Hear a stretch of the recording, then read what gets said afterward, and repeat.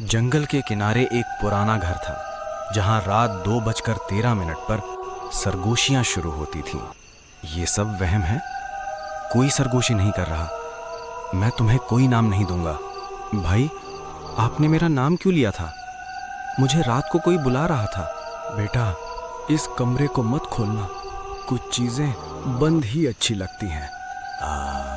यार, हमें बाहर आने दो, हमने सुन लिया।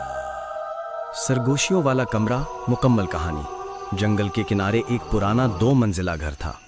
लोग कहते थे ये घर खाली नहीं है, हालांकि वहां कोई रहता नहीं था।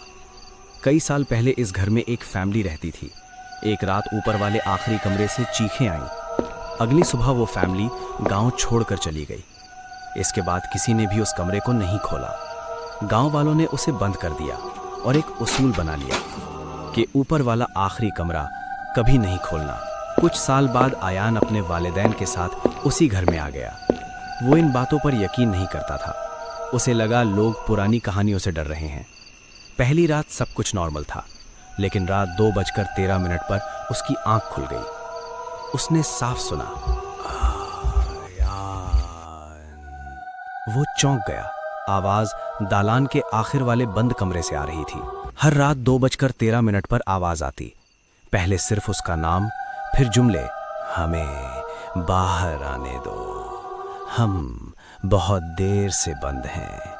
एक रात आवाज ने कहा, हम तुम्हें नुकसान नहीं पहुंचाएंगे, हम सिर्फ घर जाना चाहते हैं। आयान उलझन में पड़ गया। घर?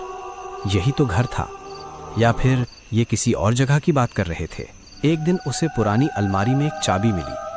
उसी रात उसने दरवाजा खोलने का फैसला किया। जैसे ही दरवाजा खुला, अंदर मुकम्मल अंधेरा था। जब उसने मोबाइल की लाइट जलाई तो देखा दीवारों पर गहरी खराशें और एक जुमला बार बार लिखा हुआ, नाम दो, रास्ता खुलेगा।